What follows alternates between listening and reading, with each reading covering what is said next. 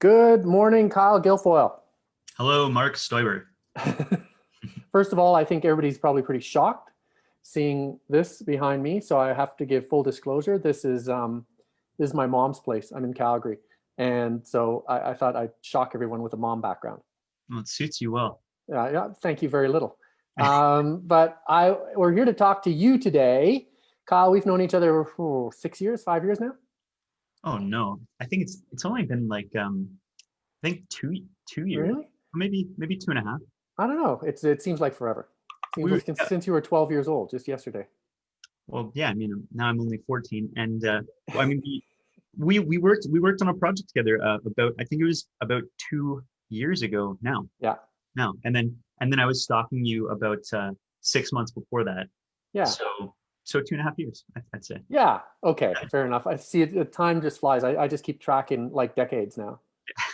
That's why. So yeah, it's less than a decade we've known each other.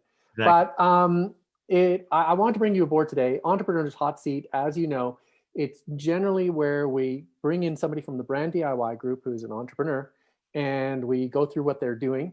And then if they have any challenges, we try to unpack those and see if we can come up with a solution, just like Law and Order. If we can solve the crime inside of 30 minutes, that's what we do. But you and I have talked, and I don't think that's the way it's going to go today.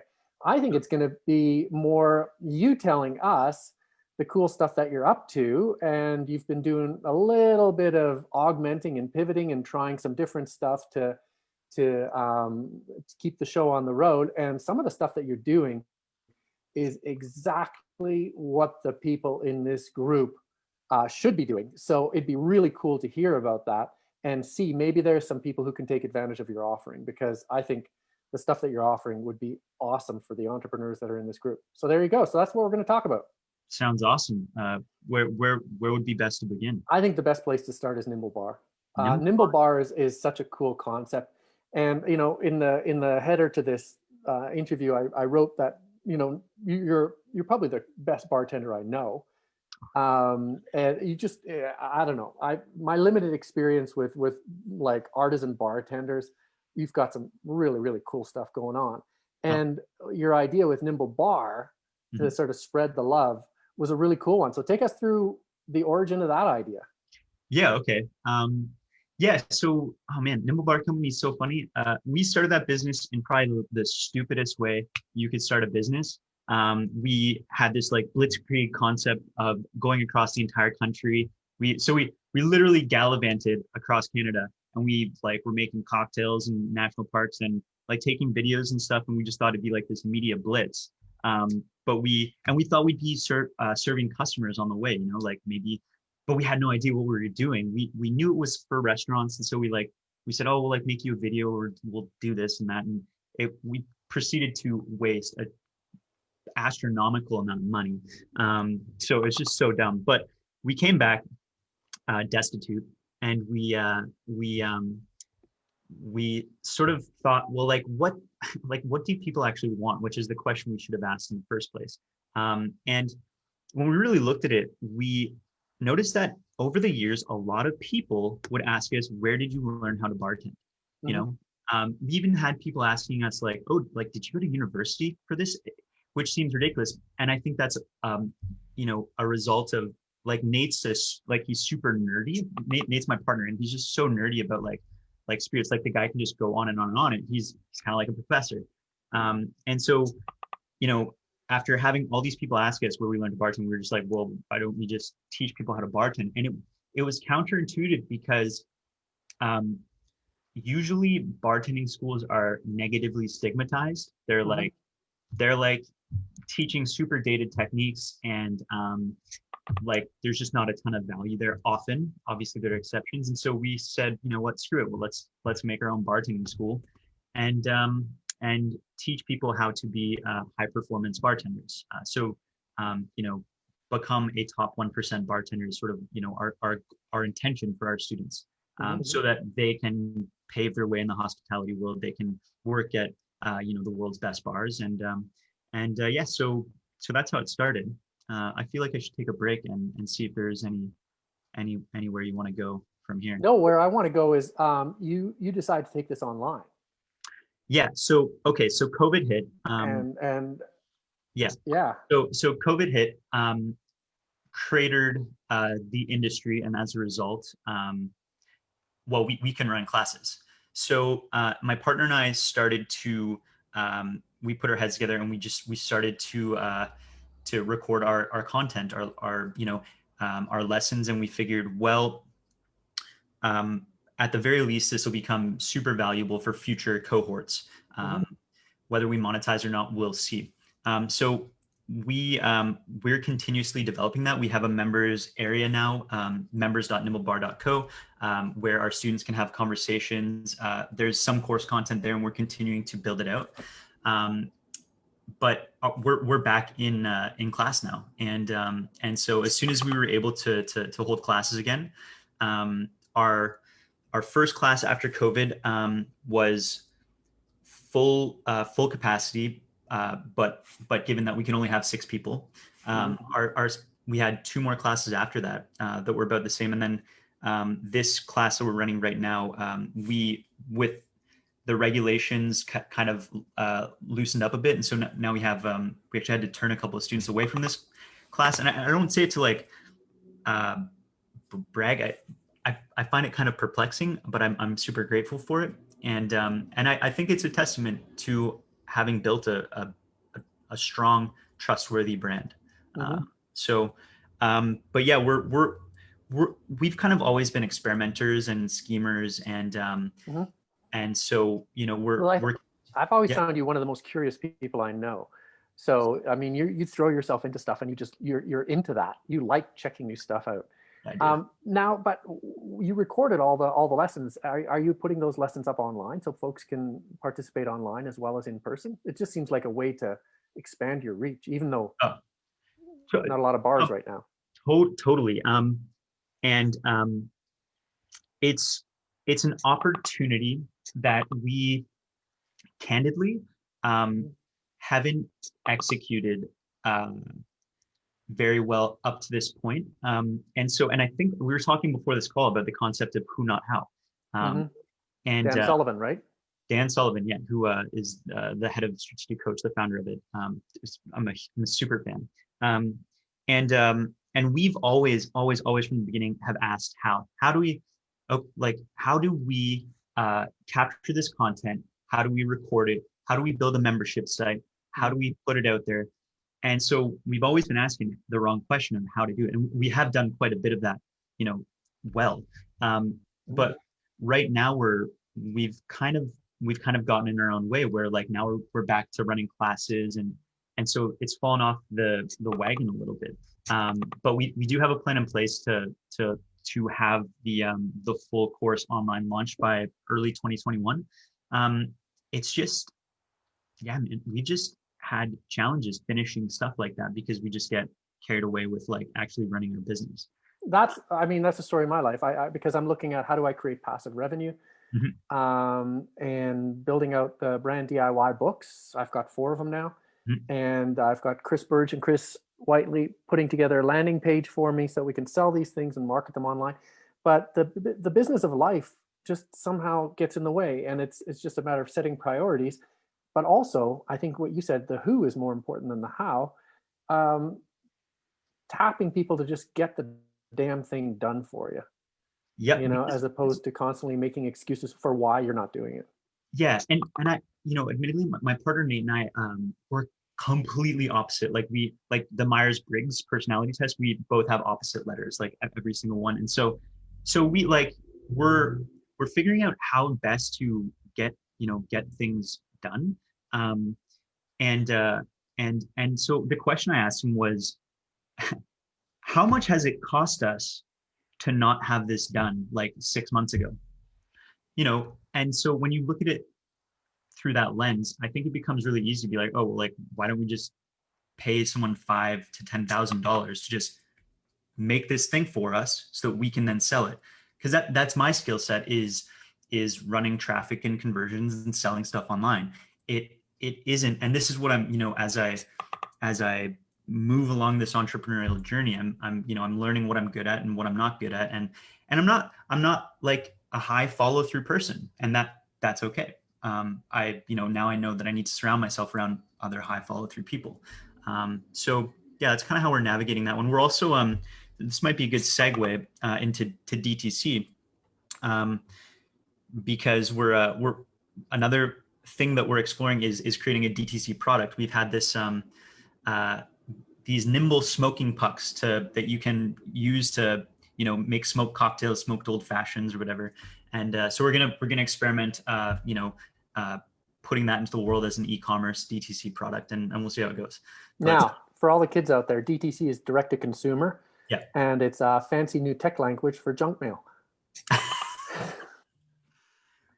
So tell me about that. Junk mail is the era that I grew up in, where you would have advertising, mass media advertising, which you'd put a billboard on the side of the road and hope somebody would see it. And that was always the sexy side of advertising. And then you had the DTC, or the direct mail, and the highest technology at the time was to lick the envelope and send it to somebody. And then you would put a coupon code in there. They would get a reduction in the price, and you'd be able to track who's buying what, where. You'd be able to track the accuracy of headlines, things like that. So it was, I mean, DTC is nothing new. I always laugh when people go, "Wow, it's so innovative," and you're like, "Buddy, it's junk mail." I love that. It's totally that. Yeah, well, this is, oh man, we should bring you on the podcast, I think, because you're an OG agency guy, and I think the distinction the distinction I make is back in the billboard days, I think that a lot of brands were trying to be like really, really big, and just big billboards, TV, radio, blah blah blah.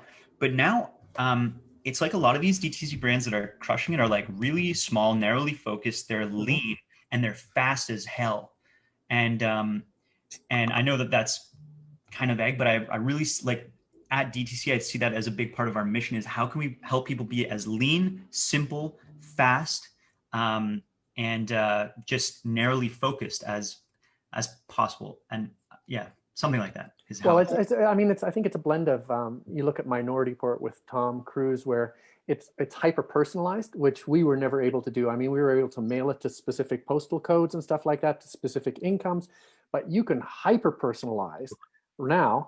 And as well, you can get a lot quicker. You read Ryan Holiday, which is, probably dated now, but Ryan Holiday's Growth Hackers, and his whole approach was the new school of advertising is in the hand and the domain of the engineers and the technologists, not in the hands of like the copywriters. They're like the old school influencers who just created a really cool 60 or 30-second commercial. That's hopelessly slow and way too wide and shallow. You go in and you figure out who's responding to what, how they're responding to it. You give them more, you give them less, you tweak it. And it's just, I mean, to someone who's used to old school, it's just so complex and so fluid all the time. It's exhausting looking at it from the outside. Yeah. Well, and I mean, the copywriters and the creatives still have those are probably like the most powerful levers you have. But then you have the engineers who can scale the distribution and the promotion of it. And so that's also something, personally, I think that a lot of entrepreneurs, a lot of brands in general get in their own way because they try to be like content hamsters. They're on this like content hamster wheel, like generating. And I think another big part of like our mission with DTC is helping people scale the promotion. You can make like a couple, like some greatest hits piece of content and just focus on promoting those, like maybe even just one piece of content, as opposed to like, and I did this in the beginning with Nimble Bar Company, where I'd just be like, okay, got to make a blog post, and so now I'm just like, no, I'm going to make one badass piece of content, and then I'm going to spend like 2 to 3 times so much time promoting it, like whether it's with ads or, I don't know. But yeah, so yeah, like going on a tangent there, but no, you're not going off on a tangent. That is something that's a learning. That's what I'm going through right now with the brand DIY stuff, where, with Chris Burge and Chris Whiteley, where we're putting together 4 or 5 books. People can choose a book. It's a piece of content. And they just said, just create that, write the copy for the landing page. We will go out and market it, and we'll just market the shit out of it. you know, so you don't have to create a ton of stuff, but give people something to buy. We'll find out what they're buying more of, and we'll promote that heavily. And that can go on and on and on. I don't have to create 20 books. I don't have to keep creating books because I feel guilty about it. Yeah, Create one good one, and then just let the promotion stuff kick in and hone your promotion to sell it to all the people who want that, you know? totally. It's really common sense once you know it, but Yeah, it's not if you don't. You listen to Gary Vaynerchuk, you got to create 60 pieces of content a day. I'm like, I think I don't know. I feel like Gary Vee's a little dangerous because he's so alluring. mhm, Um, but like he also has an entire media agency working under him, right? Like if you're a solopreneur, or, you know, you're a new entrepreneur, you are not going to be able to create that kind of content. And what's even worse is people who do get you know, magnetized by him, a lot of the times they're all they see is this like just the sheer amount, and then they end up putting a sheer amount of bullshit in the marketplace that does not do them any favors. So mhm.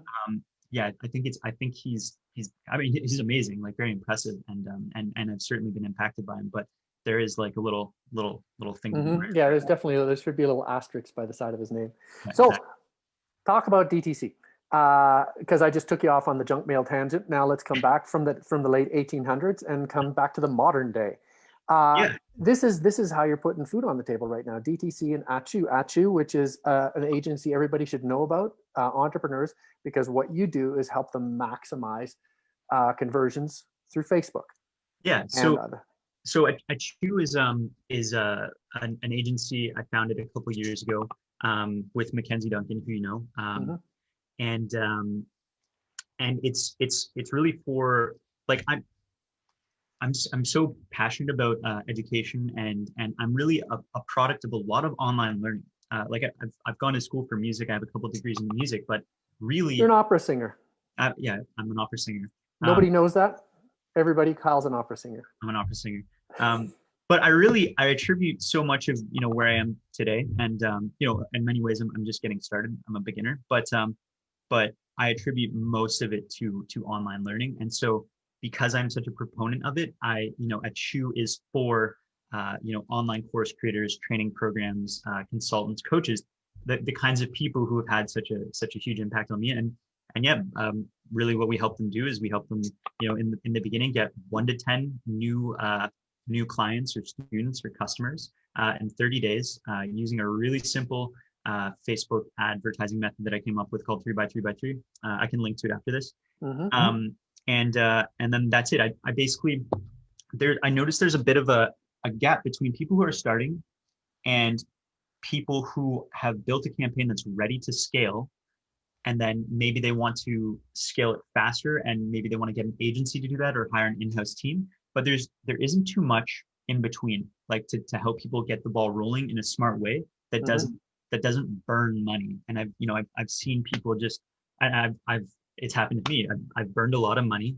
I call it, you know, tuition a little bit, but you know, on advertising, it can really, if you don't know what you're doing, it can burn a hole in your pocket. So Hmm. that's Achu. Achu is for people like me, like you. We lead with education. We're consultants. We want to transform people, and yeah, Achu just helps them get more customers so they can make a bigger impact. Um, Hmm. yeah, so that's Now, Achu. talk to me about DTC. I mean, you're Yes. working with an agency right now as well, Yeah. because I think, I mean, if anybody wants to learn something from this, they come onto this live stream and hear that you're running an online bar school or a live bar school for a group of people who don't have a job. Mhm. And Right. so Kyle is screwed. And so everybody wants to hear about that bloodbath, but they're not going to hear about that because what you've got a three-legged stool. You've got a Chew, which is the agency that's helping people drive sales without burning a hole in their pocket. Mhm. And I think entrepreneurs should be looking you up. I'm going to be linking you on Facebook inside the group so folks can ask you questions. Sure. And then you're also working on this DTC, direct to consumer stuff with an agency. So talk to me about Yeah. that. Yeah, of course. So COVID hit. Most of I would say I would say at that point my income was about 50. So I was working a night or two a week at a bar. So that was like maybe 10% of my income. And then about 45% was Nimble and about 45% was a chew. So as soon as COVID hit, I ramped up a chew a little bit, but it still wasn't quite filling the void, right? And so I was at a liquor store, and As we are. as we are, and I bumped into this guy Eric Dick, who I'd served him a number of times across the bar, and he was one of those. I always had like my like antenna up when I was behind the bar, always like listening for like interesting conversations, and he was nerding out about like marketing, and he sounded like super like advanced, and I was like, oh my god. And then I like looked him up, and he had this company called iStack Training, and they do these like masterminds all over the world, and I was like, oh my god, this guy's so cool. And I wanted to work with him, and I actually reached out to him like a couple of years ago, just saying, hey, like what you do looks really cool to me. And like he's had you know, lots of gurus like Ezra Firestone, and you know, I don't know, lots of Depeche Mandelia and stuff like big names in the Facebook ad world. And anyway, so I bumped into him at the liquor store, and we were just kind of like bantering a little bit, and he's like he's telling me about what he was doing with this agency Pilot House, and he's like, yeah, we're making a lot of noise, and I was like, oh, that's cool. That's cool. I don't know, what does that mean? And he's like, you know, I could use some help if you're interested. And I was like, yeah, I mean, I wanted to work with you a long time ago. It's totally aligned with my interests as a marketer. I just fucking love marketing. It's so fun to me. So anytime I can be around other people who like get really jazzed, but I'm in. And so one thing led to another. I sent him a Facebook messenger message, and yeah, the next thing I know, I started off for a little bit as a media buyer at Pilot House Agency, and then he was like, no, I want your help, you know, building the content arm of this business, which is the DTC newsletter and podcast. And so now here we are 5 months later. We just sent out our 20th newsletter. We have about 13,000 subscribers, and we're what's amazing. The podcast is amazing. What an amazing thing. So like, for example, I interviewed Molly Pittman, who was like an idol of mine. She's not an idol, I shouldn't say, but like I look up to these people. She was the VP of marketing for Digital Marketer and is now the CEO of Smart Marketer. Next week we have Neville Medora on the podcast, who again is another, like, just the privilege and the opportunity to just talk to these people, and also in a way where they get a pretty good benefit out of it too, because our audience is engaged and they really value our content, and it's just, that's the best feeling in the world. So blah blah blah. Yeah, I feel like, man. Well, but I mean, what you're gonna do, you're gonna send me, as soon as we're finished this conversation, you're gonna send me a link so folks can sign up if they're interested in sniffing around, because a lot of folks are interested in direct to consumer because it's just so damn efficient. But I think it scares so many people because, like you said, it's super fast moving, and you need a skill set for it, and so most people get scared and just walk away. Yeah, and that's something else we do. We make things simple. It's, you know, and not scary, and like it's an empowering newsletter, I think, and we just launched a membership site called DTC Plus, which is just basically DTC on steroids. We do monthly workshops. And I'm gonna sign up for all this stuff because I'm fascinated by it and I'm terrified by it. Yeah, you know, but you have to know, and if you're surrounded by people who can help out when you need help, what a wonderful thing. Yeah, that's totally it. And so, yeah, that's it. That's, I think. Well, that's good. I mean, if nothing else, what happened? I mean, we got through the whole idea of building a multi-legged stool here, which I think is super important. It's like everybody talks about having the side hustle. Well, it's having a few jobs. And I love the Facebook conversion campaign stuff that you're pushing with Achu, and I think a lot of people here could benefit from that. So I'm going to ask you to send me links so I can put it in the show notes. And then as well, I want to know how to sign up for the DTC newsletter so that folks can check it out and start sniffing around this DTC, because it's something we should all be doing. It is possible. If technology is there, why don't we use it? You know, but we're afraid of it, just like everybody else is. So I think at least having a sniff at it for now, and at least having enough information so that we can ask informed questions and figure out who, not what, who, not how, right, Dan? Totally. Yeah. Yeah, that's fantastic. Mission accomplished, man. You've really helped. Awesome. Yeah, I mean, do you want me to like drop some links right now or just send them to you, or? Just send them to me an email, and Yeah. I'll pop the show notes together shortly and put it up on the Brand DIY site, and you'll be helping a whole lot of people. I appreciate that. Wonderful. Well, thank you for having me. No, it's great, and invite me on your podcast if you wanted to learn how they used to do junk mail back in the before electricity. Yeah, I actually think it'd be pretty interesting. It was pretty funny because there was a super strong rivalry because what we used to call above the line advertising and below the line advertising. Mm-hmm. You can tell like who invented that term.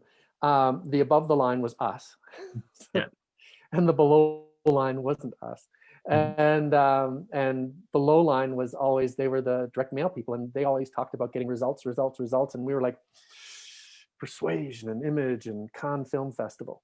Mm-hmm. And, well, there you go. Yeah, brand stuff. Yeah. And DTC right now is just like full on, micro targeting people, micro conversions, figuring out who wants what, and the technology is there to do it instantly if you know how. Mm-hmm. So it seems like it should be the only sort of communication that we do now because we can. Yeah, I think we could have a really interesting conversation about because we sometimes have challenges working with super brand sensitive people because we're performance marketers, so we do what like we know will work, but sometimes mm-hmm. brand sensitive people are like, no, but like it's like our brand and well, I've helped performance marketers before with exactly that because you have technicians who are running the show, mm-hmm. and it's a bit like running a TV show by letting the cameraman figure out what the storyline should be, and you're like, it doesn't work.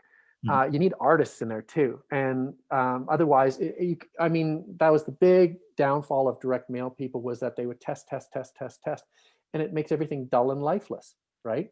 Yeah. And that's where you need the art. So it's not an either or, it's an and there's always that tension. How much art is too much? How much technology is too much? Yeah. It has to coexist. But performance marketing, I know that's the number one problem, is that it's run by technicians, and so it becomes technically right, but mm-hmm. absolutely lifeless. Totally. Yeah. Well, let's have you on the podcast and talk about how to strike that balance. Awesome. All right, man. Talk to you soon. Yeah, you bet. Thanks so much. See ya. Bye. Bye-bye.